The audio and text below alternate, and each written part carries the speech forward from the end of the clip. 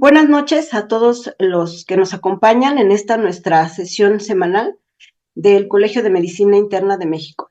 Estamos muy contentos de recibirles el día de hoy y bueno, en esta noche hablaremos de un tema que es de mucha importancia y que vemos con gran frecuencia en nuestra consulta diaria. Estaremos tratando el tema de osteoporosis. Como bien sabemos, es una entidad caracterizada por disminución en la densidad ósea, lo que nos va a generar pues una mayor fragilidad y por lo tanto riesgo de fracturas. Es siempre muy importante hacer un diagnóstico oportuno y ubicar el contexto de cada paciente para poder ofrecerle el mejor tratamiento de acuerdo a la enfermedad, a sus comorbilidades y a toda su condición clínica. Para ello invitamos en esta noche a la doctora Saraí Sosa, que nos compartirá este tema acerca del tratamiento de osteoporosis. La doctora Sosa es endocrinóloga, egresada del Centro Médico Nacional La Raza, tiene alta especialidad en metabolismo mineral y óseo, que realizó en el Instituto Nacional de Ciencias Médicas Salvador Subirán. Actualmente es coordinadora de casos clínicos en el programa BONEECO en español en la Universidad de Nuevo México. También es miembro del grupo de trabajo de metabolismo mineral y óseo de la Sociedad Mexicana de Nutrición y Endocrinología. Exsecretaria del Colegio de Endocrinólogos de México, expresidenta del capítulo Veracruz de la Sociedad Mexicana de Nutrición y Endocrinología. Actualmente es adscrita a la Unidad Metabólica del Centro Médico Nacional Adolfo Ruiz Cortines del Seguro Social y, por supuesto, también ejerce medicina privada. Entonces, los dejo con la experta y pues prestemos atención en esta noche a esta excelente ponencia que tendremos en este momento.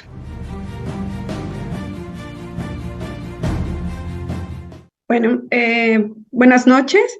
Agradezco la invitación del Colegio de Medicina Interna para dar esta sesión, que bueno, me parece un tema muy interesante, terapia secuencial de osteoporosis. Eh, bueno, y sin más preámbulos, vamos a empezar. Bueno, puse esta imagen porque es la imagen que muchos tenemos sobre la vejez. Cuando yo era niña recuerdo ver muchos ancianos como los que vemos en la foto, en especial la mujer, donde la mujer se ve encorvada y muchos crecimos pensando que la vejez es así y que es normal que con el paso de los años nosotros nos vayamos encorvando y que es la forma natural de envejecer. Sin embargo, pues hoy sé y hoy sabemos pues que no debe ser necesariamente así. Este encorvamiento muchas veces se debe a fracturas vertebrales que pasan desapercibidas y que nos hacen perder altura y que van deformando la columna. Y actualmente tenemos diversas maneras de intervenir para que esto no suceda y cambiar el futuro de lo que conocemos como normal en la vejez. Bueno, recordemos acerca de osteoporosis. El diagnóstico lo vamos a hacer de T-score menor o igual a menos 2.5 en la columna lumbar, el cuello del fémur o la cadera, por la prueba de densidad mineral ósea con una densitometría. La fractura de cadera de bajo trauma, ya sea con o sin prueba de densitometría, también es diagnóstica de osteoporosis. Bien, también vamos a hacer el diagnóstico de osteoporosis en una mujer posmenopáusica si encontramos osteopenia por densitometría, pero además existe fractura de bajo trauma vertebral, ya sea húmero proximal, pelvis y en algunos casos fractura distal de antebrazo. También haríamos el diagnóstico si existe riesgo de fractura a 10 años. Esto sería calculado a través de algunas calculadoras de riesgo, como la que ofrece FRAX, donde podemos ingresar algunos datos del paciente y con esto calcular el riesgo de fractura a 10 años, ya sea mayor o igual al 3% para un riesgo de fractura de cadera o 20% para el riesgo de fractura osteoporótica mayor. Bien. Bueno, una vez que hemos recordado pues estos criterios para osteoporosis, Vamos a hablar de la terapia, que es a lo que está enfocado pues esta charla. Bueno, ¿cómo vamos a elegir el tratamiento farmacológico para osteoporosis? Actualmente, pues contamos con diversos medicamentos. Aquí les muestro en esta diapositiva los que están aprobados por la FDA y que se utilizan en Estados Unidos. Tenemos aquí medicamentos diversos, como pueden ver, abaloparatida, alendronato, calcitonina, denosumab, estrógenos, ivandronato, raloxifeno, risendronato, romosozumab, teriparatide y solendronato. Aquí podemos ver que estos medicamentos se podrían clasificar dependiendo de su tipo de acción. Entonces, aquí tenemos que algunos son inhibidores de la resorción ósea o antirresortivos,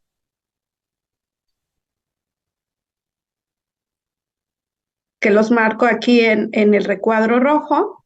Tenemos los bifosfonatos, ya sea intravenosos o orales, el denosumab y el raloxifeno. Y tenemos el otro grupo, que son los estimulantes de la formación ósea, o también llamados anabólicos, como el teriparatide y el romosozumab. El romosozumab es el medicamento pues, más reciente aprobado por la FDA. Y este medicamento, además de tener una acción estimuladora o anabólica, también tiene una acción inhibidora de la resorción ósea. Ajá. Este anticuerpo monoclonal actúa inhibiendo a la esclerostina y bueno, es de los más recientes aprobados por la FDA y con un excelente efecto para prevención de fracturas y ganancia de densidad mineral ósea. Pero tenemos también otros, por supuesto, estos que menciono en este cuadro, pues sí los tenemos en México para su uso. Bien, entonces, ¿cómo vamos a elegir el tratamiento? Bueno, tendríamos aquí tres alternativas de cómo elegir este tratamiento. Entonces, tenemos aquí primero la terapia escalonada, que es una terapia basada en utilizar medicamentos y esperar primero si existe fracaso o buena respuesta a ellos. Como segunda opción, elegir el medicamento por estratificación de riesgo.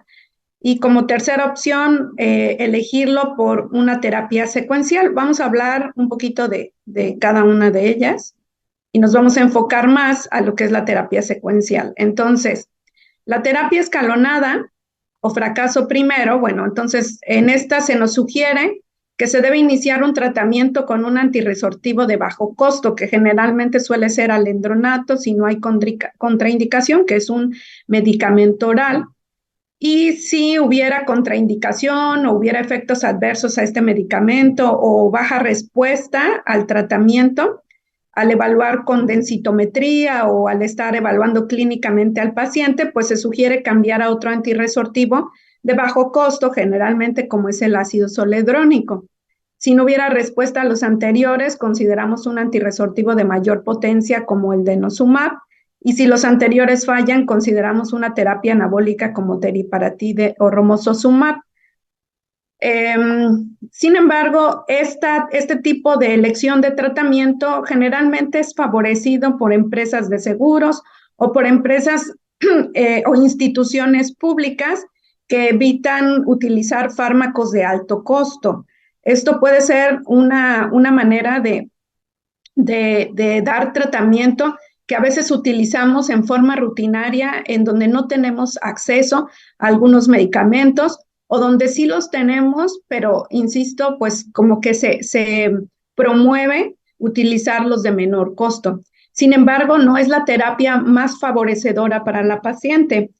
Esta diapositiva fue tomada por el doctor de una presentación realizada en el curso internacional de metabolismo mineral y óseo de la Sociedad Mexicana de Nutrición y Endocrinología en agosto de este 2023, que acaba de terminar, y fue presentada por el doctor Michael Lewicki, que es uno de los principales exponentes sobre terapia secuencial de osteoporosis. y otros temas también de metabolismo mineral y óseo. Durante esta plática van a encontrar pues algunas diapositivas que fueron tomadas de ese curso y que fueron expuestas por el doctor Michael Lewicki. Bien, entonces continuamos con la terapia escalonada. Entonces tiene la desventaja de que no permite la individualización del paciente, sino que pues ya viene como que ese orden establecido principalmente basándose en el costo del tratamiento. Bien, la segunda alternativa sería elegir por estratificación de riesgo. Y esta es la manera en que la mayoría de las guías nos dicen o nos recomiendan hacer la elección. Aquí tenemos, por ejemplo, la guía europea para el diagnóstico y manejo de osteoporosis en mujeres posmenopáusicas. Y tenemos que aquí ellos establecen o estratifican por alto, intermedio o bajo riesgo. Y de acuerdo a esto, indican o sugieren cierto uso de ciertos fármacos. Aquí tenemos la guía propuesta por la Sociedad de Endocrinología en Estados Unidos y es una guía también de manejo para mujeres con osteoporosis en posmenopausia. Y como podemos ver, también estratifican por riesgo, ¿no? Bajo y moderado riesgo y establecen un manejo que generalmente aquí sugieren iniciar con bifosfonatos y un alto o muy alto riesgo, donde sugieren pues que se puede iniciar directamente con denosumab o incluso considerar también iniciar en algunos casos con bifosfonatos, o también consideran utilizar en este tipo de pacientes con muy alto riesgo o alto la terapia anabólica. Sin embargo, como podemos ver aquí, pues todas las terapias también siguen siendo incluidas para las de alto o muy alto riesgo. Y para el resto recomiendan pues iniciar con un medicamento con bifosfonato. Esta es la guía de la ACE y de la Asociación Americana de Endocrinólogos, también en Estados Unidos, y aquí vemos que también estratifican por riesgo, en alto riesgo y que no tiene fracturas previas, o en muy alto riesgo con fracturas previas, y las recomendaciones que hacen sobre el uso de fármacos. Nuevamente, para las que tienen un menor riesgo, utilizar un bifosfonato, aunque consideran también el uso de denosumab, y para los de muy alto riesgo, denosumab o un anabólico, y el uso de bifosfonatos, pues también lo consideran aquí, aunque vemos que para las de más alto riesgo, pues ya se recomienda el uso de una terapia anabólica o denosumab. Bien, entonces aquí pues hay un resumen de esta elección de tratamiento por estratificación de riesgo.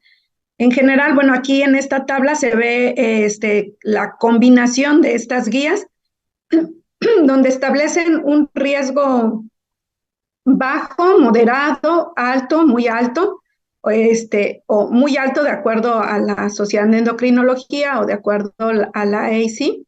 Y vemos que aquí pues nos ponen, bueno, algunos ejemplos de lo que podría ser un bajo riesgo, moderado, alto, muy alto riesgo. Entonces tenemos aquí que un bajo riesgo pues sería aquella paciente que está en osteopenia, que no tiene fractura todavía patológica, ¿no? O de bajo trauma, pero que todavía tiene un riesgo bajo de fractura a través de FRAX. Entonces, en general, en este tipo de pacientes no sería necesario dar tratamiento farmacológico, aunque sí se mantiene la vigilancia y se suele ser preventivo si se está detectando de manera temprana. Para dar tratamiento inicial, por ejemplo, como lo vamos a ver más adelante, pues en mujeres si se están detectando en la posmenopausia, pues se podría dar tratamiento de terapia de reemplazo hormonal, lo cual también pues va a impactar en esta salud ósea y en mantener la densidad mineral ósea para que no haya pues más afectación, ¿no? O más pérdida mineral ósea. Y aquí tenemos otros ejemplos, por ejemplo, ¿quién tendría un grado moderado? Pues ya aquella que está establecida en osteoporosis, pero que aún no tiene fracturas, Aquella que tiene un alto riesgo sería aquella que ya tiene osteoporosis por densitometría y que además ya hay fracturas identificadas o que por FRAX tiene un riesgo alto para fractura osteoporótica mayor o para fractura de cadera. Y aquí podemos ver que ya se empieza a recomendar el uso de algún fármaco. Las de muy alto riesgo, ya hay múltiples fracturas vertebrales o empiezan a haber fracturas vertebrales severas. Por ejemplo, serían aquellas donde hay fracturas vertebrales, donde hay una disminución mayor al 40% de la disminución de la altura de la vértebra.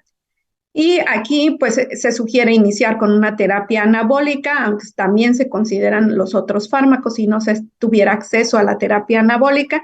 Y en las de muy alto riesgo, aquellas que ya tienen una densitometría con un T-score menor al 3%, ya ha tenido fracturas que tienen alto riesgo de caídas y un cálculo de riesgo por FRAX también mayor al 30% en fractura osteoporótica mayor y mayor al 4.5% de fractura de cadera. Nuevamente, pues tenemos este grupo de medicamentos como una alternativa sugerida por estas guías, iniciando, por supuesto, con un anabólico si es posible. Sin embargo, bueno, esta terapia que acabo de explicar o esta forma de elegir el tratamiento nos permite individualizar el tratamiento, sí, ¿sale? Pero parcialmente, ¿sale? Entonces, de esta manera surge una forma, una sugerencia de dar el tratamiento, eligiéndolo como una terapia secuencial. Bueno, ¿por qué una terapia secuencial?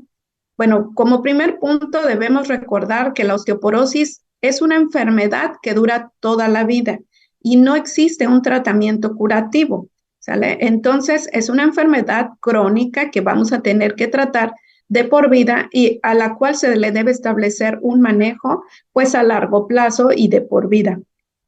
Tenemos que recordar que aunque la densitometría mejore, la osteoporosis tratada sigue siendo osteoporosis.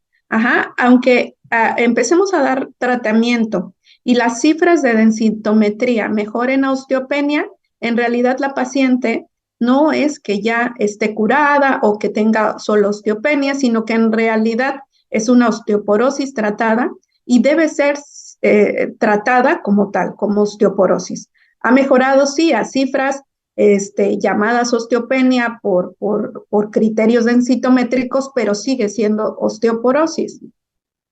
Ahora, los medicamentos dejan de funcionar cuando se suspenden, ¿sale? Entonces, como hemos dicho, si la osteoporosis es una enfermedad incurable, entonces es lógico que cuando los medicamentos dejan de darse, pues empezamos a ver en forma progresiva una afectación nuevamente de la densidad mineral ósea y una pérdida que a veces se ve en la densitometría, pero a veces también se manifiesta más tempranamente como la presencia de fracturas.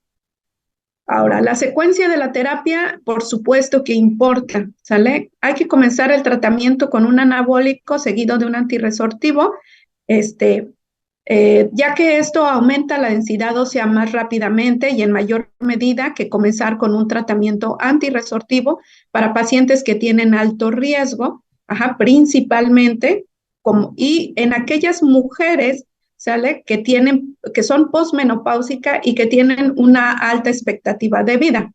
Esta es probablemente una de las diferencias que tenemos con respecto a este tipo de elección de tratamiento por estratificación de riesgo, donde en la estratificación de riesgo, como vimos, pues se estratifica por bajo o alto riesgo y se sugiere iniciar terapia anabólica en aquellas que tienen un alto o muy alto riesgo, pero no se comenta sobre las pacientes que tienen bajo riesgo, como las posmenopáusicas que están siendo diagnosticadas tempranamente y que tienen una expectativa alta de vida, ¿no? Entonces, aquí principalmente es donde también debemos considerar a estas pacientes para iniciar con una terapia secuencial y como vamos a ver, también son candidatas para iniciar una terapia anabólica como tratamiento inicial.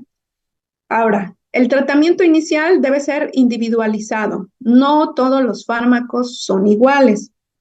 Bien, entonces, La terapia secuencial va a permitir individualizar el tratamiento, pero además nos permite obtener una máxima ganancia de masa ósea al final del uso de todos los tratamientos. Y vamos a hablar más sobre esto, pues, toda la charla.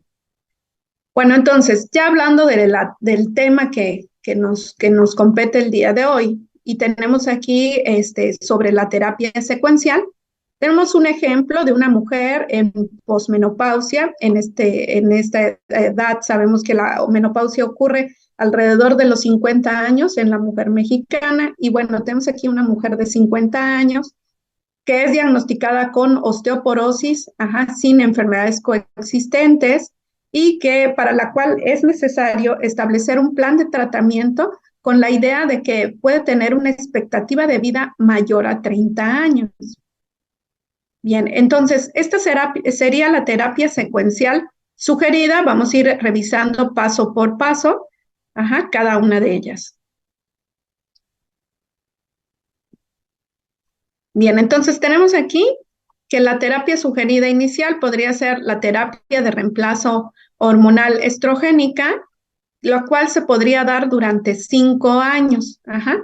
Tenemos aquí que podríamos utilizar estrógeno más progestágeno para aquellas pacientes que aún tienen útero, y podría utilizarse estrógeno aislado en aquellas pacientes que tienen histerectomía. Bien, entonces, vamos a hablar un poquito más de esto, ahondando en osteoporosis. Bueno, aquí tenemos un estudio realizado en Suecia en mujeres que tenían mujeres y hombres que tenían 50 años y 80 años. Y aquí ellos calculan la probabilidad de fractura osteoporótica importante. Aquí vemos los sitios que fueron analizados, los sitios donde ocurrieron fracturas, y podemos ver cómo en las mujeres de 50 años principalmente ocurren fracturas a nivel del antebrazo, de la cadera, de los cuerpos vertebrales y también en otros sitios, ¿no? En las mujeres de 80 años podemos ver que ocurren también en todos estos sitios, pero principalmente a nivel de la cadera y en otros sitios. Pero cuando comparamos las edades, podemos ver que el riesgo de fracturarse la cadera se duplica en las pacientes de mayor edad que en las pacientes que son más jóvenes. Y el riesgo de fractura vertebral se reduce en las pacientes que tienen mayor edad con respecto a las mujeres más jóvenes. Por lo tanto, nuestro enfoque en las pacientes de mayor edad o adultos mayores van principalmente enfocados a prevenir la fractura a nivel de la cadera, porque es el sitio que más se fractura en este grupo de edad y es el sitio que puede provocar mayor morbilidad y mortalidad en este grupo de pacientes, ¿sale? Y en las mujeres nos enfocamos a prevenir pues todas las fracturas, obviamente, pero las fracturas vertebrales también son importantes porque son de las que más ocurren en este tipo de pacientes. Las fracturas de antebrazo son muy comunes, o las de muñeca son muy comunes inmediatamente posterior a que ocurre la posmenopausia. Bien, entonces, el grupo de fármacos utilizados tiene que ir enfocado precisamente a esta prevención de fracturas de estas áreas donde sabemos que son más factible que ocurra la fractura a una cierta edad. Aquí tenemos la probabilidad de fractura de 10 años, de fractura de cadera en mujeres también suizas, y entonces vemos que aquí tenemos los T-score, la edad, y su probabilidad de fractura, y vemos que pues entre mayor edad el riesgo de fractura empieza a aumentar, pues de fractura de cadera empieza a aumentar pues mucho, ¿no? Incluso a duplicarse. Bien, en esta otra imagen tenemos los riesgos relativos de fracturas vertebrales de cadera y no vertebrales, con intervalos de confianza del 95%, en respuesta a los tratamientos para la osteoporosis posmenopáusica que fueron calculados directamente y comparados con placebo. Esto es la evidencia de un metaanálisis directo de 107 ensayos de fármacos en mujeres posmenopáusicas que tenían osteoporosis primaria y en la que los ensayos duraron de 3 a 120 meses. Tenemos aquí que estos fármacos son comparados con placebo. Y cada estudio es independiente. No se puede hacer la comparación, por lo tanto, de un fármaco frente a otro. Tomemos a discreción esto porque no fueron comparados uno contra otro, sino el fármaco contra placebo, y estos son sus resultados independientes sobre las fracturas. Entonces, tenemos aquí que las fracturas vertebrales podemos ver cómo hay fármacos que benefician más a prevenir este tipo de fracturas, como por ejemplo la terapia de reemplazo hormonal, el basedoxifeno, el raloxifeno, que serían los SERM. Tenemos aquí que también tenemos los anabólicos, por ejemplo, y los bifosfonatos, ¿no? Y los que tocan por la línea, pues quedan descartados, puesto que no demostraron prevención, como el calcio, por ejemplo, o el calcio y la vitamina D, o la vitamina D sola, pues no demuestran prevención sobre fracturas vertebrales. Aquí tenemos fractura de cadera y tenemos, por ejemplo, cómo algunos fármacos pueden prevenir la fractura de cadera, como los bifosfonatos, por ejemplo, excepto el ivandronato. Y tenemos algunos otros fármacos como abaloparatide, por ejemplo, no demostró prevenir el riesgo de fractura de cadera. El teriparatide también cruza la línea. El denosumab, por ejemplo, sí podría ayudar a la prevención de la fractura de cadera. Está muy cerca de la línea, pero sí queda todavía como protección. Y para fractura no vertebral, pues tenemos también diversos fármacos, la terapia de reemplazo hormonal, el teriparatide, el denosumab, algunos bifosfonatos, excepto el ivandronato. Entonces, como decíamos, cada fármaco debe ser elegido tomando en cuenta el área que queremos cubrir, dependiendo de la edad de la paciente, ¿no? Porque, pues, como podemos ver, no todos los fármacos tienen efectos sobre todas las áreas. Bien, entonces aquí tenemos el resumen de los fármacos y su efecto sobre la reducción del riesgo de fractura en pacientes, en fracturas vertebrales, en fracturas no vertebrales y en fracturas de cadera. Y aquí tenemos los estudios, los fármacos y el sitio que pueden prevenir fracturas y donde muestran una reducción. Como resumen, pues para que lo tengamos a la mano y podamos elegir la terapia adecuadamente. Entonces, nuevamente, la terapia tiene que ser individualizada, igual que en otras enfermedades como la diabetes. Tenemos varios fármacos, pero el traje idealmente debe ser hecho a la medida, ¿sale?, de las necesidades de cada paciente. Bien, entonces tenemos aquí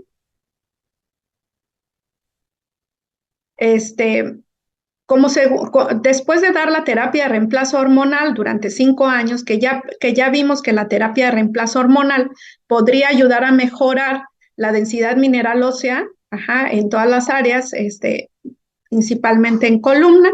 Y al terminar esta terapia durante 5 años, podríamos pasar a un medicamento como raloxifeno, porque ya no contamos aquí con basedoxifeno. Hace algunos años lo hubo, adicionado con estrógenos, pero actualmente pues ya no, en México ya no es accesible. Pero bueno, habrá algunas pacientes que lo puedan conseguir fuera de México, y por eso lo menciono. Sí sería una alternativa para utilizar como transición, ya que este tipo de fármaco, voy a comentar, el nombre comercial es Duavive, y sí lo tuvimos hace algunos años aquí en México. Tendría la ventaja que, al ser adicionado con estrógenos a una baja dosis, nos permitiría hacer la transición hacia raloxifeno, ya que el raloxifeno, pues, en algunas pacientes, pues, tiene la desventaja que puede causar bochornos, y entonces es la razón por la cual algunas pacientes, pues, no lo toleran.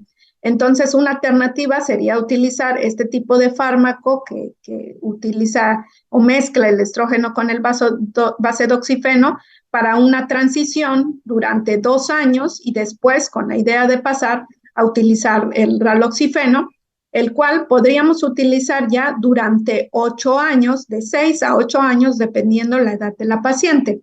Bien, entonces, ¿qué ventaja tiene el raloxifeno? Bueno, ha demostrado la reducción de riesgo de cáncer de mama en algunas pacientes, ¿sale? Adicional al efecto que ya mencionamos sobre la densidad mineral ósea y sobre la prevención de fracturas. Entonces, si nuestra paciente inicialmente tenía 50 años cuando empezamos el tratamiento, le dimos terapia de reemplazo hormonal durante 5, pues ya tendría 55. Y si estamos utilizando 6 años de raloxifeno y 2 de esta terapia de transición, o estamos utilizando 8 años de raloxifeno, pues calculamos que esta paciente pues ya tendría 63 años para cuando termine de utilizar el raloxifeno. Bien, ¿cuál sería la desventaja también de utilizar el raloxifeno? Bueno, hay que considerar que aumenta el riesgo de tromboembolismo, entonces hay que ver antes de utilizarlo, igual que la terapia de reemplazo hormonal, si esta paciente tiene un alto riesgo para tromboembolismo, pues no sería como que la terapia ideal. Sin embargo, en el caso de esta charla, recuerden que estamos hablando de una mujer que no tenía enfermedades coexistentes y en quien se planea establecer un tratamiento a largo plazo, ¿no? Entonces, estamos hablando de un ideal, pero por supuesto, como dijimos, todo esto tiene que individualizarse. Bien, entonces, continuemos. En cuanto a la máxima ganancia ósea, pues, ¿qué seguiría? Bueno, tendríamos que seguir, o lo sugerido sería un anabólico, el cual puede utilizarse durante 1 o 2 años, dependiendo del tipo de fármaco que utilicemos.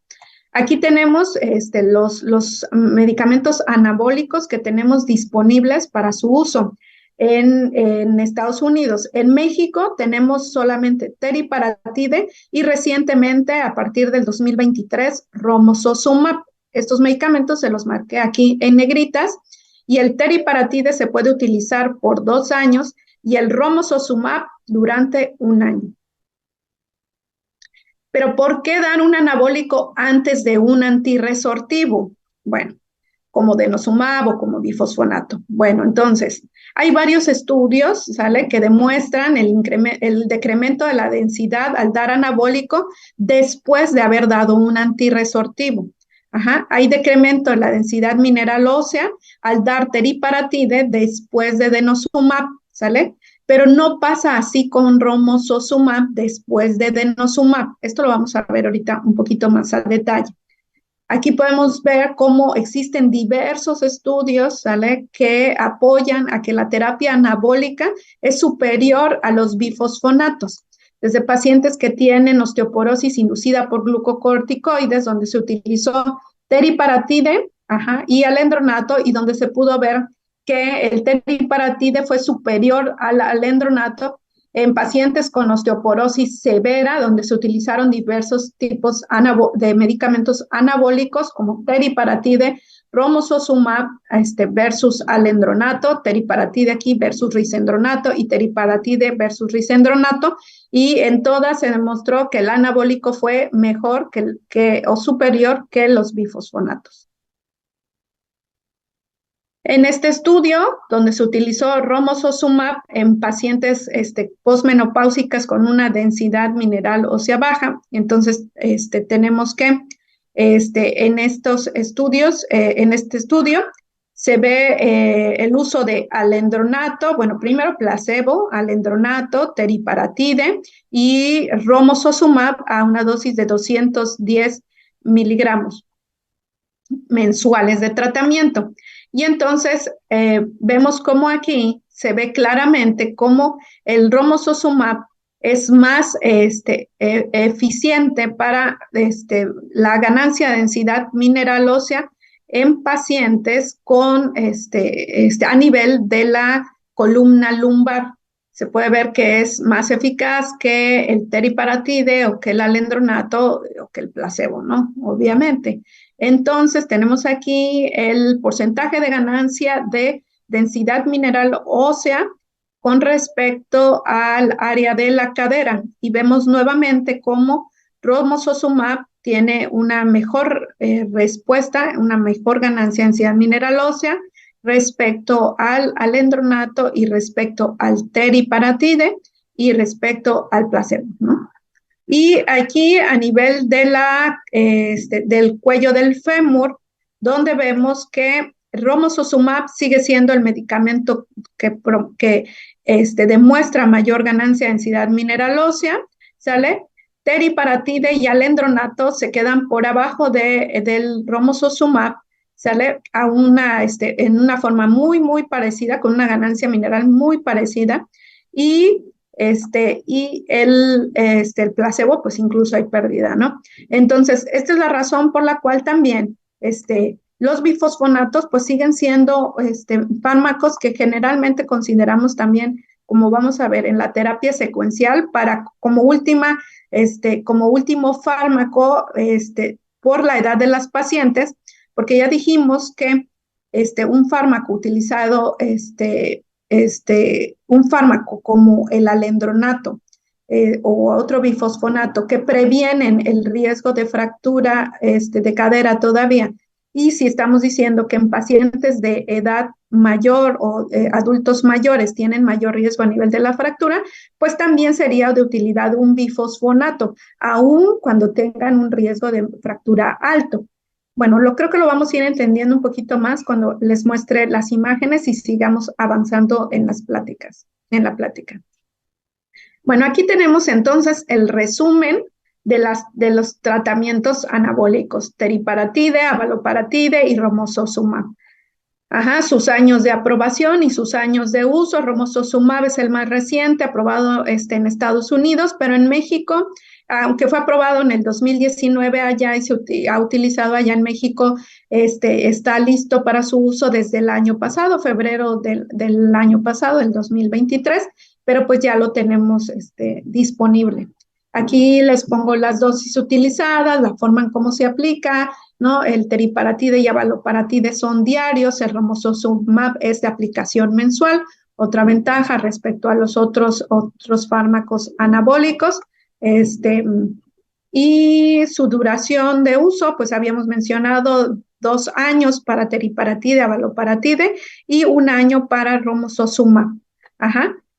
El romosozumab tiene la indicación o el aviso de que no se debe utilizar, la advertencia de que no debe ser utilizado en pacientes quienes tuvieron un infarto miocárdico o un evento vascular cerebral en el año previo a la indicación del tratamiento. Entonces, aguas con eso, sería una contraindicación para el uso de este fármaco.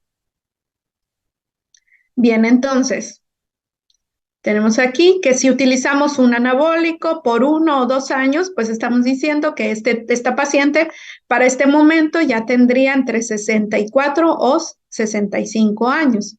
¿Y qué sigue ahora? ¿No? Porque pues es una paciente joven y todavía tenemos que dar tratamiento. Bueno, entonces aquí lo recomendado sería seguir ahora pues con un medicamento como denosumab. Por este medicamento, pues generalmente lo recomendamos hasta por 10 años, que es cuando se alcanza pues la máxima ganancia de masa mineral ósea demostrada por el fármaco. Entonces, aquí tenemos una diapositiva que nos muestra pues varios estudios. El Freedom, donde se utilizó denosumab, 60 miligramos cada 6 meses. El Horizon, donde utilizaron solendronato 5 miligramos cada año. El Flex, donde se utilizó alendronato 5 a 10 miligramos por día, ¿sale? Durante un periodo de uso que aquí cortan a 8 años y aquí a 9 años. Y tenemos que aquí podemos ver el cambio de densidad mineral ósea en porcentaje de la cadera. Y entonces vemos aquí el efecto a largo plazo de los tratamientos utilizados sobre la densidad mineral ósea total de la cadera. Entonces tenemos aquí que el denosumab demostró una mayor ganancia de densidad mineral ósea respecto al bifosfonato intravenoso y al bifosfonato oral. Todos demuestran ganancia, por supuesto, pero el denosumab, pues más. Estos resultados nuevamente son resultados independientes, ¿sale? Son los resultados de cada estudio.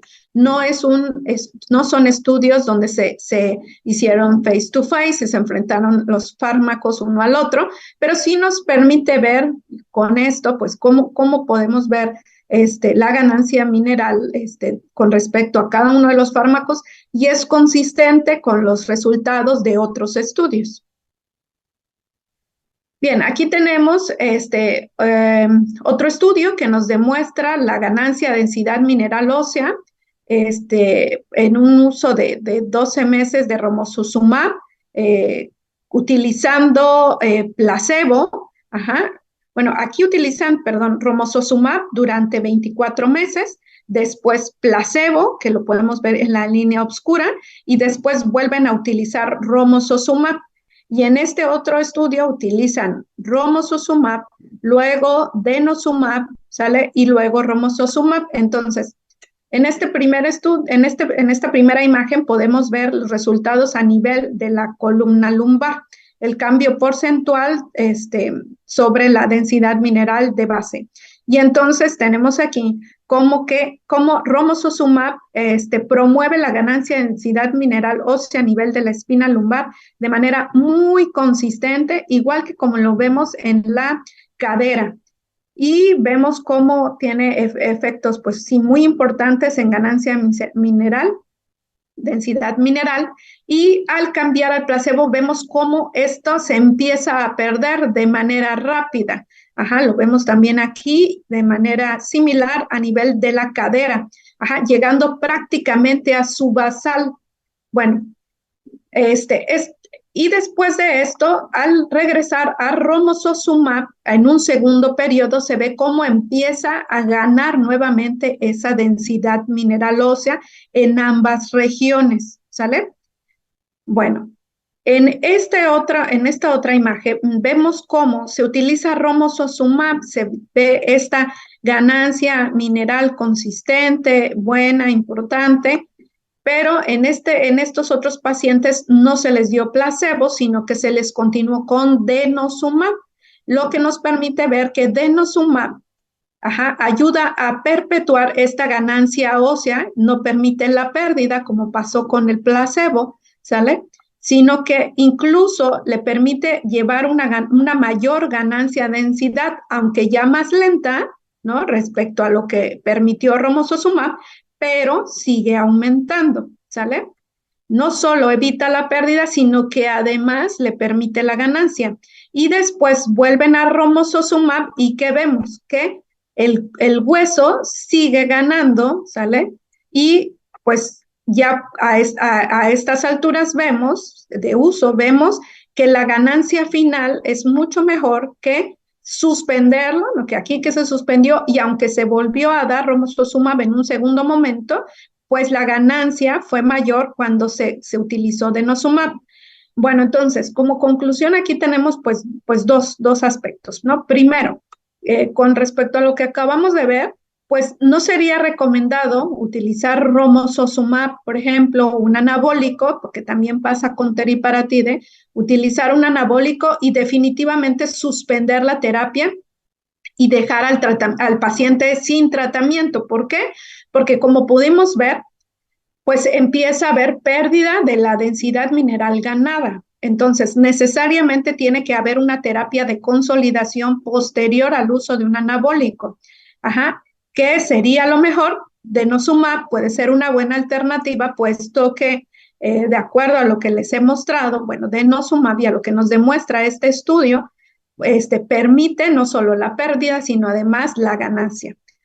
Ajá. Aunque romosozumab aún no está indicado para un segundo uso a futuro, los estudios, como podemos ver, nos muestran que es probable que sea útil volver a utilizarlo con una segunda intención, en un segundo ciclo de tratamiento más adelante. Así que, bueno, esto no está todavía indicado como tal, pero es probable que a futuro a lo mejor podamos añadir este tipo de terapia con una segunda intervención como con romosozumab a largo plazo. Pero bueno, esto es lo que nos demuestran los estudios. Por el momento, romosozumab está indicado como para su uso por 1 año y después continuar con otros tipos de terapias.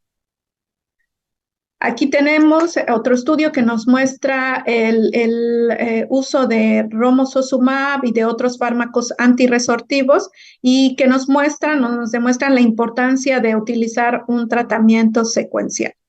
Y entonces aquí vemos, este estudio nos muestra en color verde más oscuro el romosozumab utilizado previo al endronato. Aquí el verde más bajito, el romosozumab utilizado previo a denosumab, romosozumab después del endronato en naranja, romosozumab después de denosumab en azul. Y aquí podemos ver pues, los cambios de densidad mineral ósea a nivel de la cadera en porcentaje. Y entonces vemos cómo romosozumab utilizado previo a utilizar alendronato o a utilizar denosumab nos muestran una ganancia importante de la densidad mineral ósea. Sin embargo, si el romosozumab se utiliza después de haber utilizado el bifosfonato o el denosumab, la ganancia de densidad se reduce muchísimo, aún siendo el mismo fármaco, ¿sale? Entonces, de aquí la importancia de que el romosozumab o el anabólico, porque también sucede así con teriparatide, debe ser utilizado antes que un bifosfonato o antes que el denosumab. Ajá. Aquí nuevamente tenemos la ganancia, pero a nivel de la columna, ¿no? Y aquí vemos, son el mismo fármaco utilizado previo o después de los fármacos que acabo de mencionar y tenemos nuevamente la respuesta. Romosozumab previo al endronato o adenosumab demuestra una mayor ganancia de densidad mineral ósea y alendronato, romosozumab después de alendronato y después de denosumab, menor ganancia de densidad mineral ósea comparado con romosozumab como fármaco inicial. Ahora, en esta otra diapositiva, o más bien de esta otra parte de la diapositiva, vemos cómo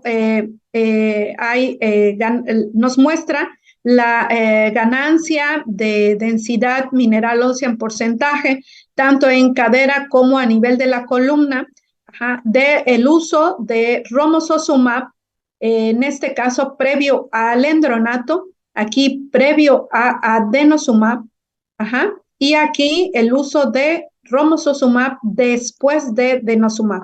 Estos son varios estudios, como podemos ver, aquí se mencionan los estudios que están comentados en estas diapositivas y aquí podemos ver nuevamente la respuesta. Es la ganancia acumulada después de 2 años de tratamiento en este tipo de terapia secuencial y vemos nuevamente la ganancia mayor para el uso del anabólico romosozumab antes del uso de denosumab o de alendronato, lo mismo aquí, denosumab o alendronato, y esta ganancia es mayor si los utilizamos de esta manera que si utilizamos romosozumab como un fármaco después del uso de denosumab, ¿ok? Bien, entonces creo que los estudios apoyan bastante bien a que debe ser utilizado primero el tratamiento anabólico previo al endronato o previo a denosumab. Entonces, como les comentaba, en esta mujer, bueno, ya tuvimos terapia reemplazo, el uso del SEM o raloxifeno, el uso de un anabólico y el uso de denosumab. Para este momento, si utilizamos denosumab de manera semestral durante 10 años, que sería el total de 20 dosis, pues esta mujer ya tendría 75 años aproximadamente. Y entonces, ¿qué seguiría? Bueno, perdón, no. Utilizamos el anabólico, durante 1 o 2 años, esta mujer tendría 65 años, y entonces lo que seguiría sería utilizar denosumab, como lo comentamos, durante 10 años. Para este momento ya tendríamos 75 años, y entonces, ¿qué sigue? Bueno, Aquí lo recomendado sería utilizar el bifosfonato, y los bifosfonatos pueden ser utilizados ya sea por diversos años, entre 5 y 10 años, dependiendo del tipo de fármaco que utilicemos, ¿sale? Y si llegamos a utilizarlos por periodos de 10 años en pacientes que están prolongando mucho la vida, ¿no? Pues lo ideal sería aquí utilizar, pues sí, unas vacaciones terapéuticas o un descanso terapéutico a los 5 años, sale vigilar y bueno, luego reiniciar el tratamiento, ¿sale? Pero sí podríamos llevarlos incluso hasta los 10 años con este tipo de técnica. A ver, ¿y por qué dar un tratamiento de bifosfonato o otro tipo de tratamiento después de denosumab? ¿Sale? ¿Por qué no? Si ya tuvo una ganancia mineral ósea, pues bastante buena, como vimos en los estudios, ¿por qué no solo suspender denosumab y dejarla a libre evolución? No, sí se debe dar tratamiento. ¿Qué sucede al suspender denosumab? Bueno, después de 7 meses de tratamiento con denosumab y 6 meses de seguimiento, de acuerdo a este estudio Freedom, se pudo ver que no hubo diferencias en las fracturas vertebrales al suspender denosumab frente al placebo, es decir, ocurrían el mismo número de fracturas vertebrales. Sin embargo, en los que ocurrieron fracturas, tanto en denosumab y placebo, podemos ver que hubo un incremento del riesgo de múltiples fracturas vertebrales en los pacientes que utilizaron denosumab versus los que utilizaron placebo. Vemos que el 3.4% posterior a los que usaron denosumab frente a 2.2% para los que utilizaron placebo. Entonces, aquí vemos como la densidad mineral ósea, bueno, entonces esta sería una razón para dar tratamiento posterior a suspender denosumab, ¿no? Prevenir que haya este riesgo de fracturas múltiples. Y la otra razón sería que la densidad mineral ósea disminuye rápidamente después del uso de denosumab, ¿sale? Esto lo podemos ver también a través de marcadores de recambio óseo, tanto de formación como de resorción, los cuales los de resorción se elevan rápidamente. Entonces, podemos ver aquí en este estudio, el tratamiento utilizado fue denosumab y se muestra aquí el efecto de la discontinuación sobre la densidad mineral ósea y el recambio óseo en marcadores de recambio en mujeres que tuvieron que tenían osteoporosis posmenopausia. Y entonces vemos aquí este estudio, el cambio porcentual a partir de la basal en pacientes que utilizaron placebo y en pacientes que utilizaron denosumab y su seguimiento a través de los meses. Tenemos los cambios a nivel de la columna lumbar, a nivel de la cadera y a nivel del tercio medio del radio. Y entonces vemos cómo, obviamente, pues con el placebo siempre hay pérdida, ¿no? Con el denosumab, una ganancia muy buena, muy importante de la densidad mineral ósea, pero al suspenderlo, aquí se suspendió a los 24 meses, una pérdida muy importante de la densidad mineral ósea, llegando nuevamente a su basal. Ajá. Es como si no lo hubiéramos utilizado. Igual aquí, ¿sale? En cadera vemos que sucede lo mismo, se pierde y a nivel del tercio de radio, pues a lo mejor un poquito más lento, pero incluso llega a perderse más que donde iniciamos, igual que como pasa en la cadera. Se pierde más que de su basal donde iniciamos. Entonces, denosumab es excelente medicamento también para la ganancia de densidad mineral ósea, pero también tiene una pérdida acelerada después de descontinuar su uso. Por lo tanto, tenemos que dar una terapia de consolidación posterior al uso de denosumab para mantener esa densidad mineral ósea a largo plazo. Entonces, ¿qué estrategia podríamos utilizar al suspender denosumab? Pues tenemos aquí en la posición de esta revisión sistemática que se hizo por la Sociedad Europea de Calcificación de Tejidos, y entonces vemos cómo ellos nos proponen esta estrategia al suspender denosumab. Entonces, aquí, bueno, nos muestra incluso en pacientes jóvenes que se utilizó denosumab por corto tiempo o por otras causas, pero bueno, vamos a enfocarnos a este punto número 3, donde nos dice qué se hace en pacientes que utilizaron denosumab como tratamiento a largo plazo por más de 2.5 años y que tenían un alto riesgo a fractura, que este tipo de paciente pues es más parecido a la paciente que estamos tratando el día de hoy. Entonces, tenemos que la recomendación es que se puede continuar denosumab hasta 10 años, ¿no? Y que al terminar este periodo de uso hay que hacer un switch o iniciar un fármaco como un bifosfonato. Ellos inicialmente proponen que se debe iniciar con solendronato.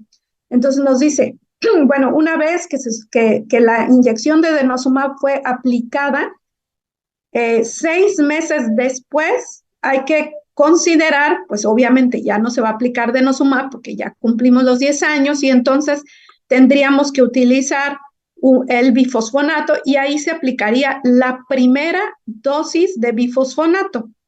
Ajá. Lo que a los 6 meses de la última dosis aplicada de denosumab, ¿sale? Entonces, esa sería una manera y aplicar a los 12 meses otra inyección de ácido zoledrónico o solendronato. Sin embargo, si nosotros tenemos acceso al uso de marcadores de recambio óseo, que también serían muy útiles, en este caso específico es donde los marcadores de recambio sí nos pueden ser pues más de utilidad. Y aquí lo que haríamos es medir estos marcadores de recambio y algunos marcadores utilizados podrían ser marcadores de resorción como los telopéptidos o los N-telopéptidos y si estos están elevados, se podría utilizar un bifosfonato en cuando se detecten los marcadores elevados. Vamos a suponer que correspondía ya el uso de la inyección a los 6 meses. Medimos marcadores de recambio óseo, están elevados y se aplica una primera inyección. Incluso antes, si fuera necesario, se podrían medir a los 3 meses y al cumplir 6 meses posterior a la última aplicación, se podrían medir otra vez marcadores de recambio y si siguen elevados, aplicar otra dosis de ácido zoledrónico, ¿sale? Y se puede hacer esto en el primer año, si los marcadores de recambio óseo persisten elevados, se pueden estar aplicando estas dosis de ácido zoledrónico cada 3 o 4 meses durante el primer año y ya después, pues cada año. Ajá. Entonces, serían algunas de las alternativas de cómo podemos hacer este cambio o este switch de denosumab a ácido zoledrónico. Y bueno, como les decía, si no tenemos disponible el uso de marcadores de recambio, ya sea pues porque no los tenemos en nuestra comunidad o por el costo de los marcadores, bueno, pues una alternativa disponible pues, sería aplicar solendronato en lugar de la 11ª dosis la 21ª dosis de denosumab que ya no se va a aplicar y a los 12 meses otra inyección de ácido zoledrónico. Ahora, si el paciente no fuera candidato a uso de ácido zoledrónico por alguna razón, pues entonces podríamos utilizar, si fuera posible para el paciente, utilizar el bifosfonato oral. Ajá, entonces los bifosfonatos orales, sabemos que hay administración diaria o semanal y ahí podríamos utilizar este fármaco durante 12 o hasta 2 años, dependiendo de la evaluación con los marcadores óseos o con la densidad mineral ósea. ¿Sale? Esto si nosotros planeamos suspender el tratamiento por 2 años, pero como les mencioné, Si esa paciente está alargando la vida, podríamos seguir utilizando los bifosfonatos hasta 5 años, dar su terapia, su descanso terapéutico y continuar después de 1 o 2 años hasta los 10 años. Bien, aquí tenemos entonces que la terapia secuencial nos permite alcanzar la máxima ganancia de masa ósea, nos permite individualizar el tratamiento y esta sería pues entonces la guía sugerida para el uso de terapia secuencial en este orden, ¿sale? Tratando de alcanzar este máximo potencial de ganancia mineral ósea. Sin embargo, pues decíamos, esto al final es individualizado y entonces este tipo de terapia nos permite adaptarla a cada paciente. Si, por ejemplo, la paciente tuviera cáncer de mama, un riesgo aumentado para tromboembolismo, pues no daríamos una terapia de reemplazo hormonal, ¿no? Y si tuviera riesgo aumentado para EBC o tromboembolismo, o incluso pudiera ser un factor protector para cáncer de mama, pero si tiene el riesgo aumentado, tampoco podríamos utilizar raloxifeno. Entonces, pero continuaríamos con la terapia secuencial como ya la indicamos. Entonces, aquí es solamente ir quitando el tipo de fármaco que específicamente para esa paciente no está recomendado y continuar con la terapia secuencial, pues como la conocemos. Por ejemplo, en un paciente que tuvo un evento cardiovascular en los últimos 12 meses, pues sabemos que no podemos utilizar un anabólico como romosozumab. Sería una contraindicación, aunque sí podríamos utilizar teriparatide.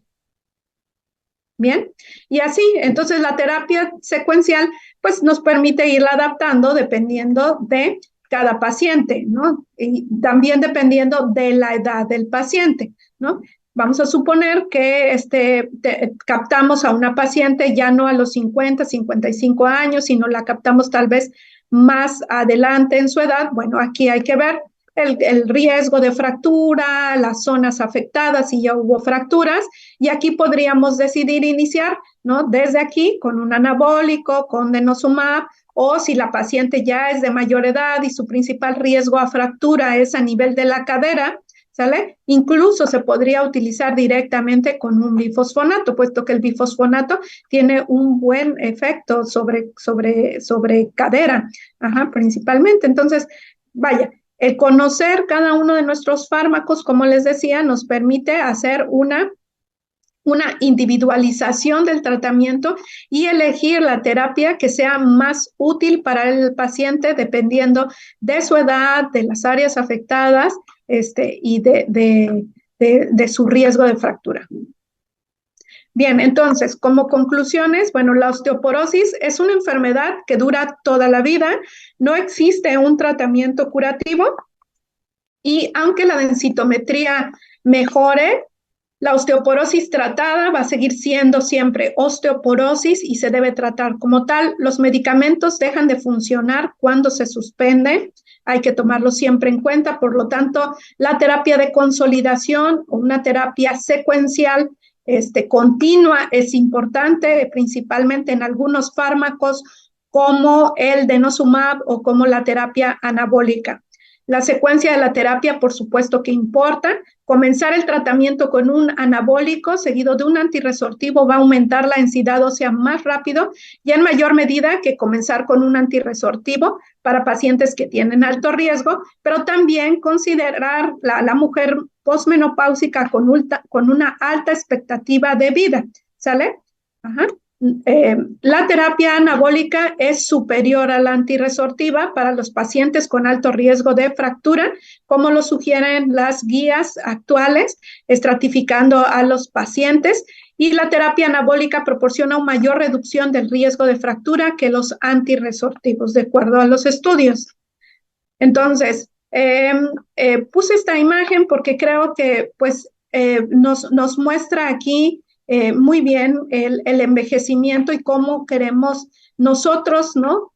terminar nuestros últimos años de vida y cómo queremos que nuestros pacientes terminen sus años de vida. En la imagen podemos ver a una pareja y vemos que son de edad muy similar, muy probablemente, pero vemos cómo el hombre pues se ve más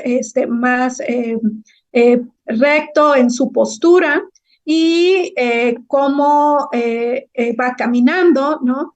No se ve pues tan encorvado y vemos cómo la paciente, la mujer va en silla de ruedas y probablemente, como se los dije al principio, hace muchos años esta era la imagen que teníamos de cómo íbamos a envejecer y de cómo íbamos a terminar en nuestros últimos años de vida. Sin embargo, no tiene que ser así, ¿no? Sabemos que si nosotros tenemos como médicos esa oportunidad de darles a nuestros pacientes una terapia, ajá, que les alcance, que les ayude a alcanzar un máximo potencial de ganancia de densidad, que les prevenga en mayor magnitud el padecer fracturas, ¿sale? Que les prevenga una mayor morbilidad o mortalidad por causa ósea, pues entonces debemos elegir el tipo de fármaco que les pueda ayudar a lograr este máximo potencial, ¿sale? Si nosotros detectamos a una mujer en la posmenopausia, en sus primeros años de osteoporosis, y es una mujer que tiene una probabilidad de vida a largo plazo alta, debemos hacer un plan de tratamiento. Esto es lo ideal, hacer un plan de tratamiento a largo plazo. Y como yo les digo siempre, pues tomar nuestras cartas que vamos a jugar, que van a ser esos fármacos, ¿sale? Y ordenarlos en la manera en cómo pueden lograr pues este efecto de mejor ganancia de densidad mineral ósea para esa paciente, ¿no? Entonces, es muy importante hacer este tipo de plan de terapia secuencial para este tipo de pacientes. Bien, pues esto sería todo. Muchas gracias. Y bueno, pasamos a la sesión de preguntas y respuestas de acuerdo pues a lo que se tiene planeado y abro el micrófono a la audiencia por si quieren hacer alguna pregunta. Gracias.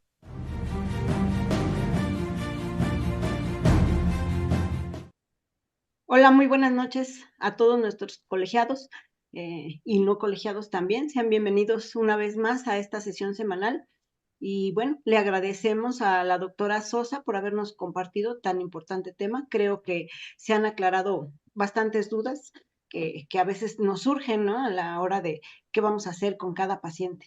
Y como comentaba la doctora Nel hace un momento, bueno, esto nos viene a cambiar por completo el panorama y a darnos cuenta que de repente hacemos no siempre todo lo correcto, ¿no? Con cada uno de los pacientes. Y bueno, bienvenida doctora Nel también en esta noche que nos apoyará con la coordinación también de las preguntas y respuestas. La doctora Nel es nuestra primer vocal, o sea, de filiales. Y bueno, la doctora Sosa, su invitada, nuestra invitada del Colegio de Medicina Interna. En este momento estamos con aproximadamente poco más de 700 asistentes, eso es muy bueno, y están conectados, como siempre, desde todas partes del país y también de algunos otros lugares. Por ejemplo, en Bolivia, Colombia, Perú, Ecuador, El Salvador, y bueno, felicitaciones a la doctora, a través de los mensajes le hacen llegar por la excelente ponencia. Y bueno, sin más, empezamos con las preguntas, doctora Nel. Sí, buenas noches, Saraí, y pues la plática bastante, bastante, bastante global, bastante, amplia. Em, en el sentido práctico, cuando tú atiendes una paciente posmenopáusica que tiene osteoporosis, ¿cómo le planteas esta posibilidad de que el tratamiento pueda ser de por vida?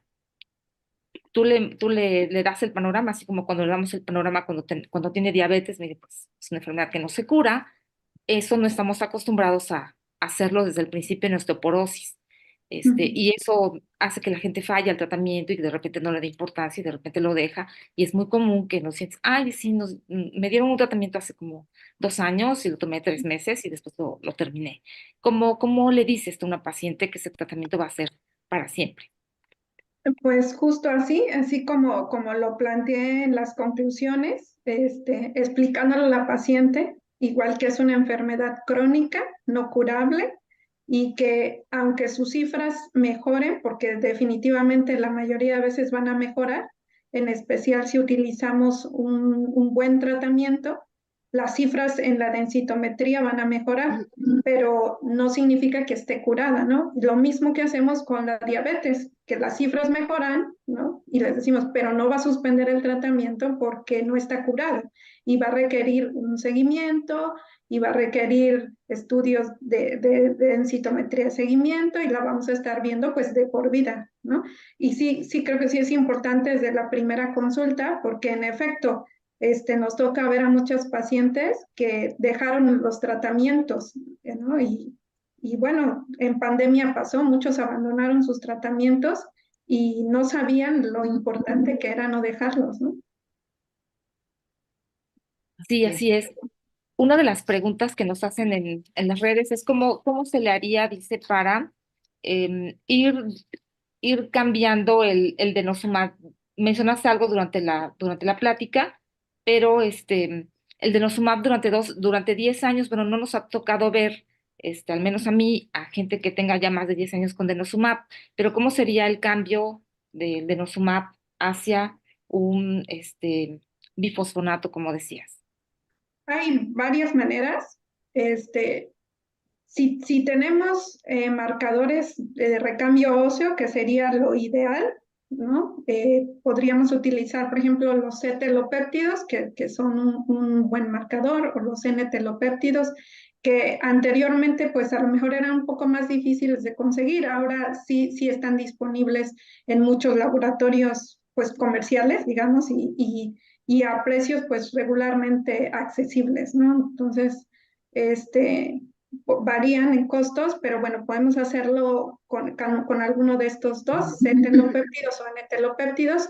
Vamos a suponer que la última dosis de denosumab, que sería la dosis 20, se aplicó en enero. Ajá.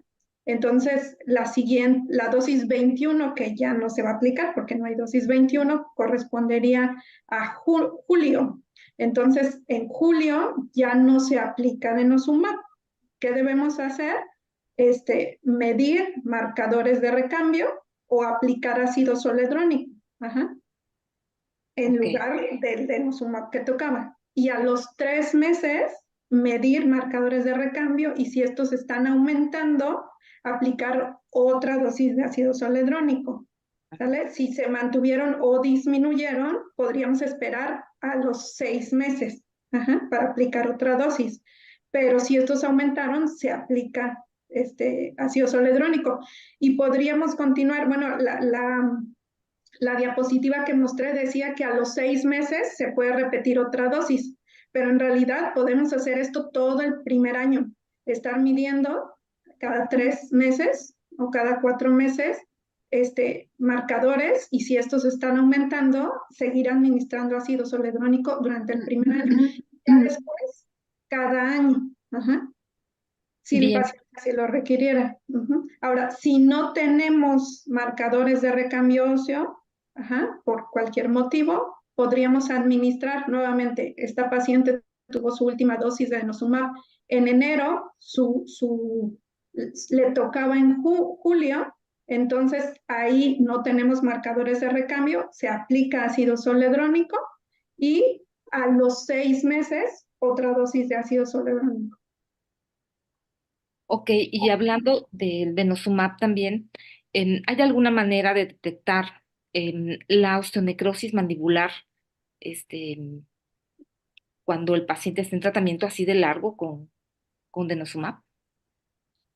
Causa dolor generalmente. Es lo que llama la atención de inmediato porque hay dolor y puede haber úlceras bueno, que son visibles, o sea, hay síntomas clínicos, físicos que lo van a hacer pensar. El dolor principalmente y las úlceras hacia las encías pueden ser uno de los primeros datos que vamos a notar. Bien, ¿y qué tan frecuente? Yo alguna vez tuve una paciente que inició denosumab, hizo una hipocalcemia grave, era una paciente cierto grado de nefropatía. ¿Qué tan frecuente se ha visto esto, la hipocalcemia? Sí es frecuente, por eso antes de iniciar el tratamiento, cualquier dosis que se vaya a aplicar, lo ideal es medir niveles de calcio, fósforo, claro, y vitamina D. Los niveles se recomienda que se aplique el fármaco con niveles de vitamina D dentro de rangos de normalidad. Las guías nos mencionan por arriba de 30, por arriba de 20 podría ser ya suficiente. Ajá. Entonces, rangos de referencia normales para vitamina D y de calcio, idealmente por arriba de 9. Ajá. Bien, y hablando del calcio y vitamina D, en la secuencia de tratamientos, bueno, en cualquier tratamiento, ¿es importante además suplementar calcio y vitamina D o no es tan importante que vayan acompañando a denosumab o a la terapia hormonal de reemplazo o a los bifosfonatos? Y es importante si encontramos deficiencia. Bueno, siempre es importante tener adecuados niveles y adecuado aporte, ya sea de la dieta o suplementos. No todos los pacientes requieren suplementos, porque hay pacientes que sí tienen una alimentación con un adecuado aporte de calcio, pero eso lo podríamos ver midiendo calcio y vitamina D. Ajá. Entonces, si nosotros detectamos que están deficientes, pues dar un suplemento sería correcto. Incluso si el paciente, por ejemplo, es de mayor edad y en el aspecto nutricional consideramos que no tiene un buen aporte, podríamos dar incluso dosis profiláctica para asegurar el gramo de calcio que se debe medir, que debe tener. Idealmente, si tenemos acceso, deberíamos medir también calciuria. Ajá, para poder detectar si hay una calciuria elevada y estamos dando calcio como suplemento, aun cuando el calcio sérico estuviera normal, probablemente nos estamos sobrepasando de la suplementación y pues sería ideal reducir un poco, ¿no? Revisar esa dieta, ese aporte dietético y si estamos dando más, pues reducir el aporte de calcio oral. Si el paciente lleva una adecuada nutrición, no es necesario suplementar con calcio.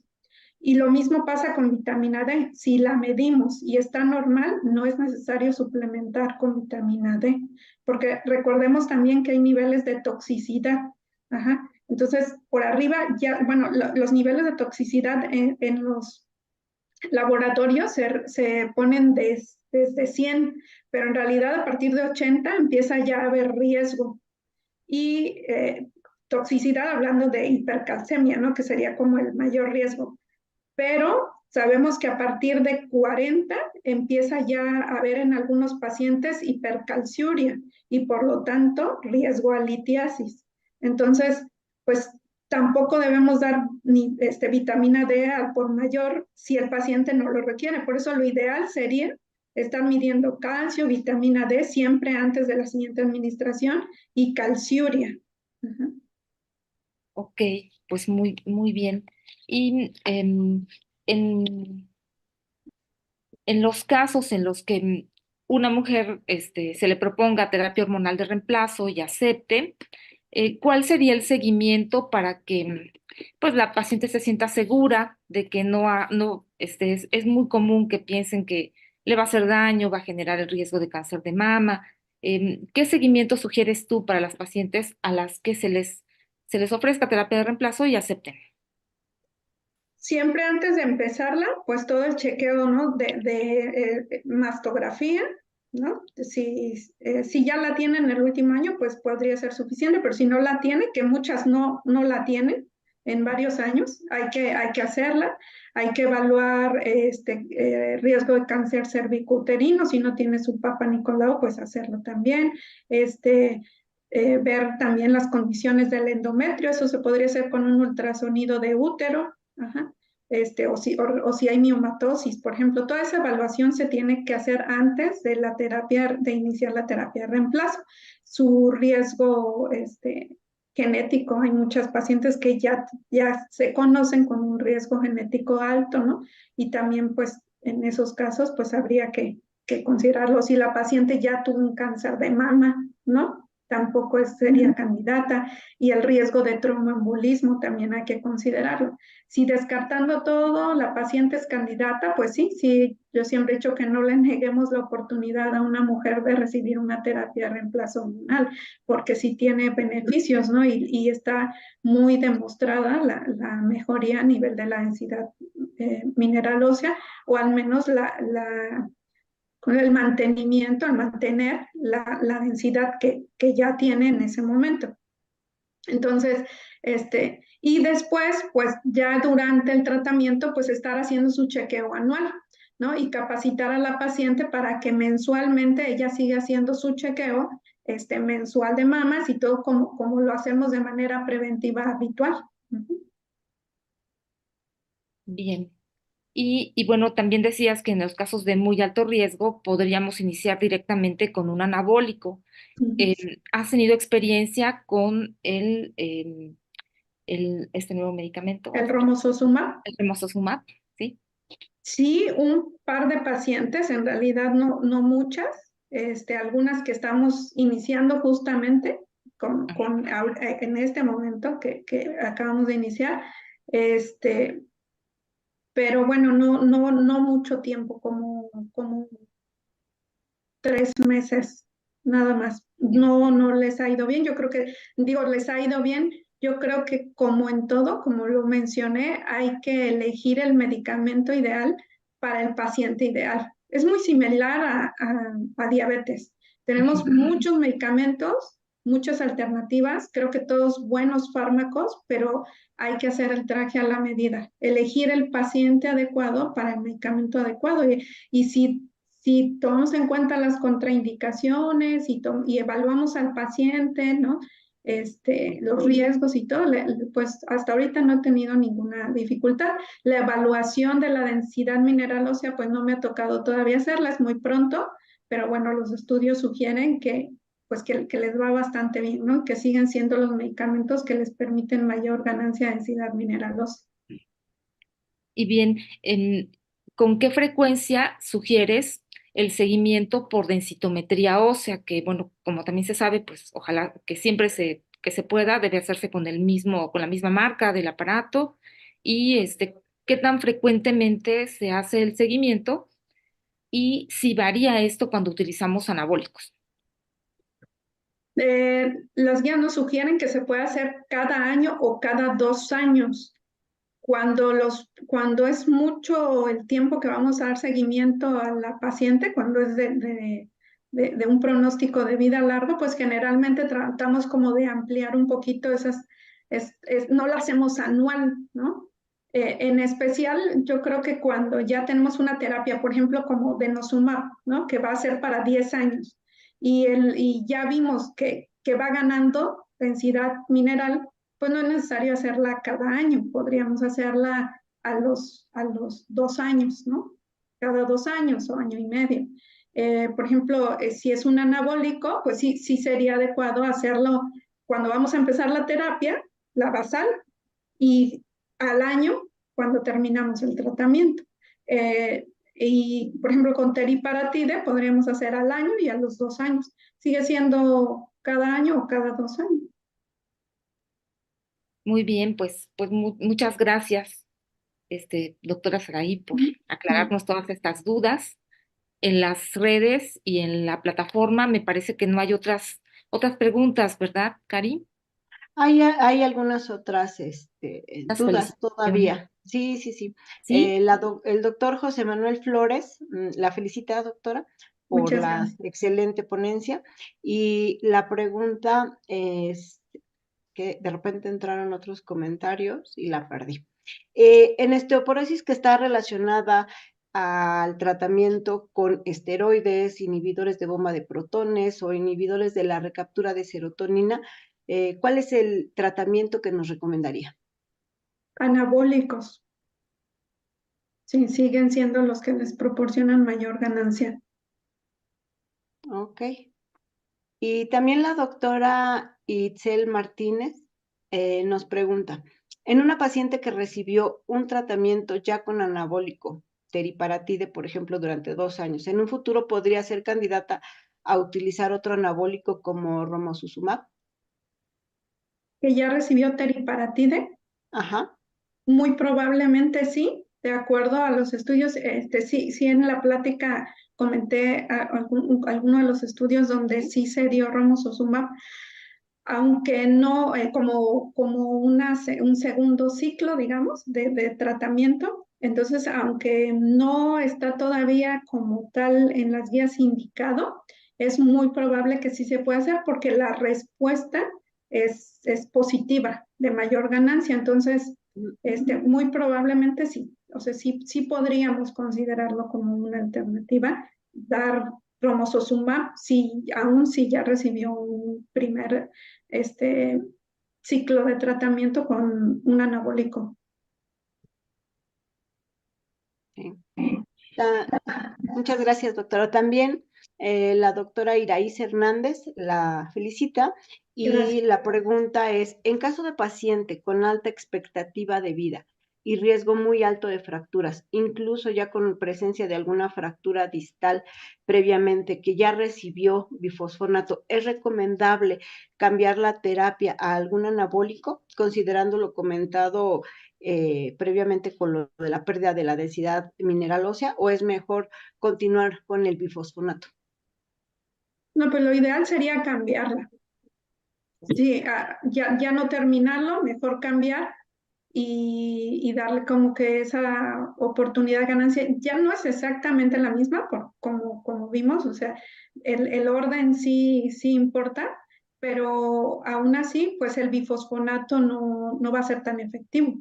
Entonces, sí, sería mejor cambiarla y empezar una línea de tratamiento con una terapia secuencial, ¿no? Principalmente la mujer con una alta expectativa de vida es la que se va a ver más beneficiada de este tipo de terapia. Así es. Bueno, gracias, doctora. También tenemos todavía alguna pregunta. La doctora Diana Valencia quisiera que a lo mejor nos especificara un poquito más cómo vamos a evaluar una baja respuesta en un paciente y a qué se le denomina una fractura de bajo trauma. Ella nos saluda desde Villahermosa, Tabasco. Mucho gusto. A una baja respuesta, bueno, podría ser aquella paciente que continúa a pesar del tratamiento, tiene fracturas, ajá, o aquella en la cual en la evaluación densitométrica continúa con pérdida mineral ósea. Ah, si la densidad está estable y no se fractura, estamos bien. Pero si sigue perdiendo densidad mineral o se está fracturando, pues no, la respuesta no sería adecuada. Habría que investigar otras causas secundarias que estén contribuyendo a la osteoporosis. Idealmente, mi sugerencia sería que cuando se detecta una paciente, siempre se investiguen también causas secundarias. Pero si esto no fue posible o no se hizo, pues observan que no se sigue fracturando, observan que está perdiendo densidad mineral, pues sí consideren volver a hacer ese estudio, esas causas, búsqueda de causas secundarias. Ajá. En especial si son pacientes muy jóvenes, si vamos a hablar de una posmenopáusica, recientemente posmenopáusica, ¿no? Que a lo mejor ya desde antes de los 50 años tenía pérdida de densidad mineral ósea, o las fracturas empezaron a ocurrir desde antes, es decir, era una paciente muy joven, incluso considerar causas genéticas también podría ser una razón, ¿no? Para que no haya una buena respuesta al tratamiento. Y una fractura de bajo trauma es aquella fractura donde hay, bueno, valga la redundancia, hay una fractura cuando hay una, un impacto que no debería causar la fractura, ya sea, por ejemplo, un golpe leve, ¿no? Un movimiento que no debería causar una fractura, o una caída pero que es causada por una caída ¿cómo decir? En su plano de sustentación, ajá, a su altura, se consideraría de bajo trauma. Aquí sí es importante también, esto es pues subjetivo, pero sí hay que evaluarlo. Vamos a suponer que se dice, bueno, esta paciente es pues relativamente joven, pero iba en patines. Ajá, y cayó y dices, bueno, es de su propia altura, porque realmente pues no estaba subida en algo, ¿no? No cayó de unas escaleras o no cayó de un piso, ¿no? Pero el tan solo ir sobre patines ya le agrega un mecanismo extra que puede condicionar una fractura, ¿no? El rodamiento. Vamos a suponer que la paciente iba caminando, cae de su propia altura, pero su pie se atoró en una alcantarilla, ¿no? Y entonces, aparte de la caída, hay una torsión, un giro que condiciona la fractura. Entonces, eh, bajo trauma, nuevamente, repito, esa fractura que ocurre donde en el mecanismo donde no tuvo que haber una fractura o en el mecanismo donde hubo una caída del plano de sustentación, una caída de la propia altura, pero que no tiene otro mecanismo agregado. Ajá. Muy bien, creo que nos quedó bastante claro, doctora. Muchísimas gracias. Y bueno, siguen las felicitaciones llegando de diferentes partes del país. Los saludamos a todos, pero bueno, por aquí vemos que está conectado el doctor Kevin Arellano desde Guadalajara, la doctora Irma Archundia en Cancún y también le mandan felicitaciones, doctora. Muchas La gracias. doctora Rosalía García Peña desde Toluca nos pregunta, si una paciente tiene tratamiento con denosumab por 2 años, como tratamiento inicial de osteoporosis por alto riesgo de fracturas, sin haber seguido el tratamiento secuencial, es mejor cambiar ese manejo a romosozumab por 1 año y posteriormente reiniciar denosumab siguiendo el tratamiento secuencial. Con 2 años. mm, Yo creo que si la paciente está respondiendo bien al tratamiento, yo continuaría denosumab ya sus 10 años, ¿no? Y si romosozumab, como estábamos viendo en los estudios, todavía ofrece ganancia, pues se podría dar ya al final de los 10 años, intentar ese año de romosozumab, que al parecer, de acuerdo al estudio, pues sí continúa la ganancia. Si ya tiene más de 2 años y medio, pues ya continuaría la terapia con denosumab. Y si le está yendo bien, o sea, si densitométricamente está bien y no ha habido nuevas fracturas, pues ya continuar los 10 años hasta terminar. Ok. Muy bien. Gracias, doctora. Y bueno, ¿alguna otra pregunta que nos está llegando en este momento? La doctora Nelly Cabrera también le saluda, le felicita por su ponencia Gracias. y el comentario es tal cual. Desafortunadamente, a nivel institucional, usualmente se inicia el tratamiento con bifosfonatos. Y en el caso, por ejemplo, de alguna paciente que ya estuvo expuesta a este tipo de tratamiento, por ejemplo, unos 8 o 10 años con solendronato, ¿qué sigue? Y sigue, bueno, algunas instituciones hasta donde sé sí cuentan con denosumab, creo que de hecho ya todas, no sé a qué nivel, pero al menos en terceros niveles sí ya hay denosumab, ajá, al menos en todas las que estuve. Yo trabajo en IMSS y sí se cuenta con denosumab, me parece que el ISSSTE también lo tiene y la Secretaría también, entonces si ya terminó 10 años, o 5 años de su bifosfonato y tienen denosumab, pues cambien a denosumab. Porque en los anabólicos, pues sí, creo que no todos lo tienen, pero la mayoría yo creo ya ahorita denosumab sí lo tienen. Sí, yo creo que muchas veces el tema sobre todo es que esté en existencia, ¿no? Puede ser que en teoría se cuente con el medicamento, pero por lo menos lo que yo he visto a nivel de algunas instituciones, quizá no IMSS, pero por ejemplo en ISEMIM, a veces los tratamientos se suspenden por la falta del mismo. Entonces ya es una terapia secuencial, pero por necesidad de la institución, no del paciente, ¿no? Sí, Que se es les como, cambia de un tratamiento a otro. Sí, sí, es como lo hablábamos al principio de la plática, ¿no? Que las terapias las vamos acomodando de acuerdo a las existencias, ¿no? Institucionales o de Yes. aseguradoras, pero pues no es lo ideal, ¿no? De hecho, sí, por muchos años, yo creo que en especial en institución, se estuvo manejando diversos ciclos de tratamiento con bifosfonatos, ¿no? Dando lo que llamamos vacaciones terapéuticas. A ese punto también es importante. No existen vacaciones terapéuticas en el tratamiento en general para osteoporosis con otros fármacos, ¿sale? Ese término sería solo aplicable a los bifosfonatos. Entonces, sí, sí, institucionalmente se utilizó, y en realidad creo yo que, bueno, me ha tocado ver a muchos pacientes que iniciaron tratamiento hace muchos años, ¿no? Y sí, se fueron manejando así y algunas pues les fue bien, otras pues siguieron fracturándose, ¿no?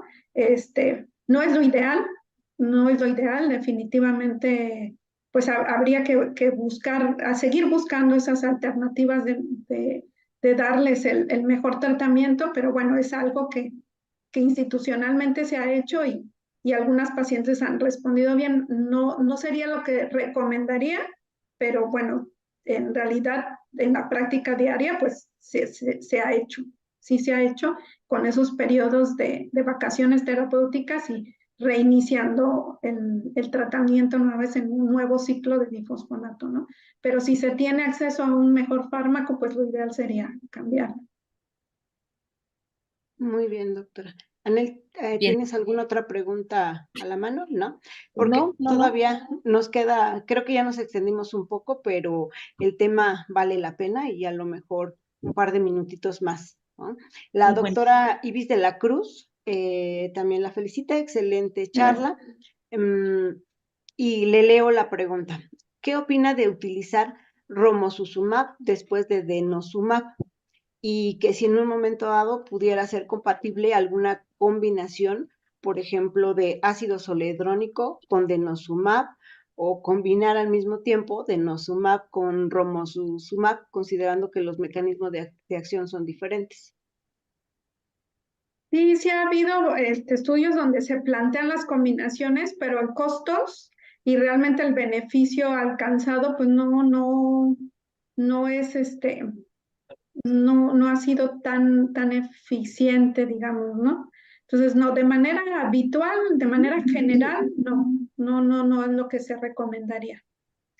Por ahí hay algunos casos especiales, pero yo creo que sí, de pacientes con osteoporosis severa, ¿no? Y que no tienen buena respuesta al tratamiento, que se siguen fracturando, pero creo que esos sí serían ya casos más de especialista. Y son afortunadamente muy extraños y los más raros, ¿no? Pero de manera general, no. La combinación de fármacos, no. Y de la otra pregunta, pues sí, romosozumab puede ser que sí, como les comentaba, ¿no? Ahorita no es como su indicación, no está sugerida para 2 ciclos de tratamiento, pero bueno, sí podría utilizarse. Sí podría, de acuerdo a lo que pues, se probó en los estudios, ¿no? Hubo un estudio donde sí se utilizó romosozumab, luego denosumab y luego de nuevo romosozumab y los pacientes siguieron ganando densidad mineral ósea. Ok. Y bueno, en aras del tiempo, una última pregunta, doctora. El doctor Cristian Emanuel Baños, desde Pachuca, nos pregunta, de acuerdo a su experiencia, ¿hay algún bifosfonato que considere que es mejor que otro?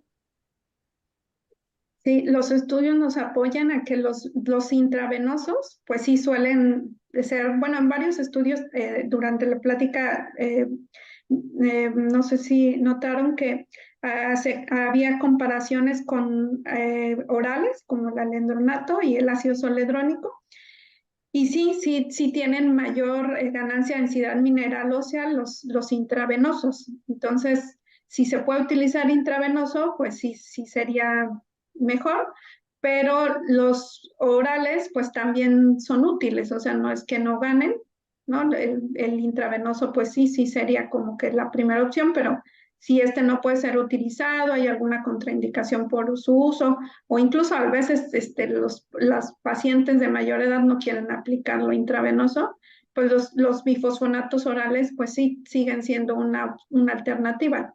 La ventaja también del intravenoso es que el apego al tratamiento es mejor porque su aplicación es anual y el oral, pues ahora sí que depende del paciente y no siempre lo toman, ¿no? Entonces ahí se va perdiendo un poquito de eficacia, pero básicamente también porque no, a veces no hay como que un buen apego, ¿no?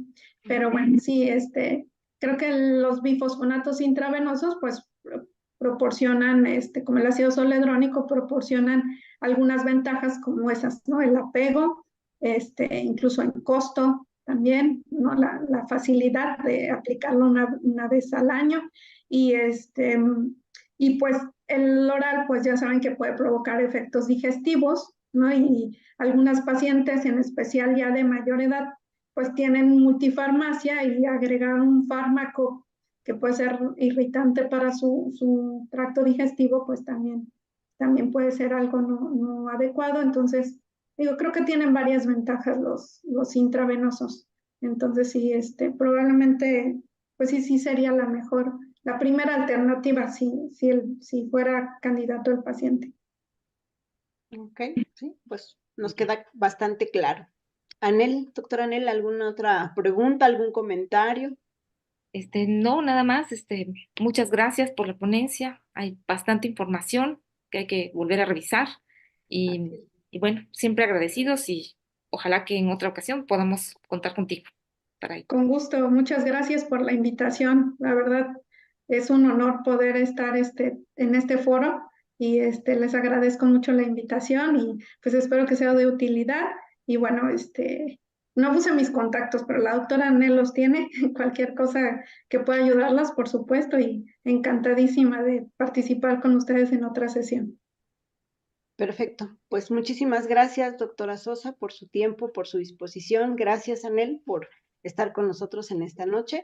Y por supuesto, gracias a todos y cada uno de nuestros médicos que están atentos siempre a las sesiones del Colegio de Medicina Interna de México.